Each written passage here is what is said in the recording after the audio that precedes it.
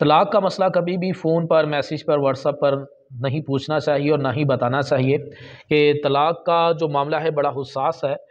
طلاق اگر ہم اس کا فیصلہ جب تک تمام فریقین مفتی صاحب کے پاس بیٹھ جائیں، پوری گفتگو سننے کے بعد ہی اس کا فیصلہ ہوتا ہے۔ ایک ہے طلاق کا کسی سوال کا جواب دینا، اور ایک ہے فیصلہ لینا۔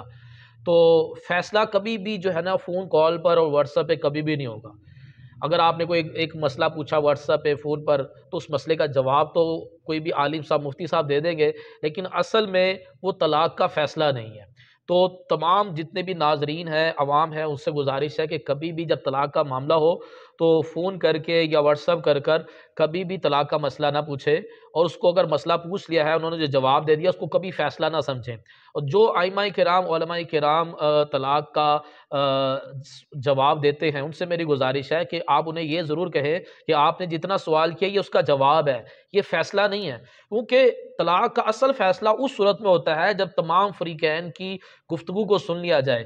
اس کا میں آپ کو ایک واقعہ سنا دیتا ہوں کہ بس اوقات ہم تو سمجھ رہے ہوتے ہیں کہ 3 طلاقیں ہو گئی ہیں، اب کوئی صلح کی کوئی صورت نہیں ہے، لیکن جب فریقین کو بٹھایا جاتا ہے تو بیچ میں کوئی ایسی بات نکل آتی ہے کہ ان کی صلح صفائی والا معاملہ ہو سکتا ہے، تو ہم کہہ دیتے ہیں جی طلاق ہو گئی ہے جبکہ طلاق نہیں ہوئی ہوتی، اور ہم کہتے ہیں طلاق نہیں ہوئی ہے جبکہ طلاق ہو چکی ہوتی ہے۔ تو میں ایک واقعہ آپ کو سناتا ہوں کہ میرے پاس ایک شخص آیا، اس نے کہا کہ اس طرح میں نے اپنی بیوی کو 3 طلاقیں دے دی ہیں۔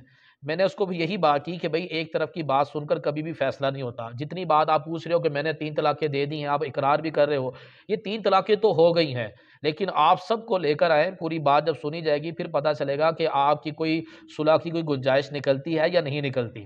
تو بہرحال اس نے بات آئی گئی ہوگی، اور اس کی بیوی کہیں جاب بھی کرتی تھی، انہوں نے استعفیٰ دیا اور وہ عدت پر بیٹھ گئی۔ چند دن گزرے تو ان کا آپس میں صلح کرنے کا ذہن بنا، اور پھر وہ سب لوگ مفتی صاحب کے پاس جمع ہوئے۔ تو جب وہ ساری گفتگو، پورا ایک سینیریو بیان ہوا، پوری ایک سٹوری بیان ہوئی، تو اس میں یہ بات نکلی کہ اس بندے نے 3 طلاقیں دینے سے پہلے ایک صریح کفر بولا تھا۔ وہ کفریہ جملہ یہ تھا، اس نے کہا تھا کہ اگر اللہ تبارک و تعالیٰ اس وقت جبرائیل علیہ السلام کو بھی بھیج دے تو بھی میں یہ بات نہیں مانوں گا، یعنی کہ اللہ کی بھی بات میں نہیں مانوں گا۔ یہ صریح کفر تھا۔ تو مفتی صاحب نے کہا کہ آپ طلاق دینے سے پہلے آپ نے یہ صریح کفر بولا ہے۔ کفر بولنے سے بندہ دائرہ اسلام سے خارج ہو جاتا ہے، جب دائرہ اسلام سے خارج ہوتا ہے تو اس کا نکاح بھی ختم ہو جاتا ہے۔ تو طلاق سے پہلے ہی آپ تو دائرہ اسلام سے نکل چکے تھے، اور آپ کی عورت نکاح سے نکل چکی تھی، تو وہ جو طلاقیں نہیں ہیں، آپ دوبارہ سے کلمہ پڑھ کر مسلمان ہو جاؤ، آپ کا دوبارہ سے اس خاتون کے ساتھ نکاح کر دیا جاتا ہے۔ تو اسی وقت ان کو کلمہ پڑھا کر مسلمان کیا گیا، اور اس خاتون کے ساتھ دوبارہ نکاح بھی کر دیا گیا۔ تو لیکن جب ایک طرف کی بات سنی تو کیا لگ رہا تھا، 3 طلاقیں دیں اور عورت عدت میں بیٹھ گئی، لیکن جب بندے نے کفر کیا تو عورت پر تو عدت بھی نہیں ہوتی، یہ 3 طلاقیں بھی نہیں ہوتی۔ تو میری آپ تمام سے گزارش ہے کہ آپ سوال کا جواب تو دے دیں جو ائمہ علماء ہیں، لیکن ساتھ انہیں یہ کہہ دیں کہ یہ صرف جتنا سوال ہے اتنا جواب ہے، یہ فیصلہ نہیں ہے۔ فیصلہ اس صورت میں ہوگا کہ جب سارے فریقین بیٹھیں گے، ان کی گفتگو سنی جائے گی، پھر پتہ چلے گا کہ آیا کہ طلاق ہوئی یا نہ ہوئی، اس میں صلح کی گنجائش ہے یا نہیں ہے۔ یہ سارے معاملات اس وقت ہوں گے۔ اللہ تعالی ہمیں عمل کی توفیق عطا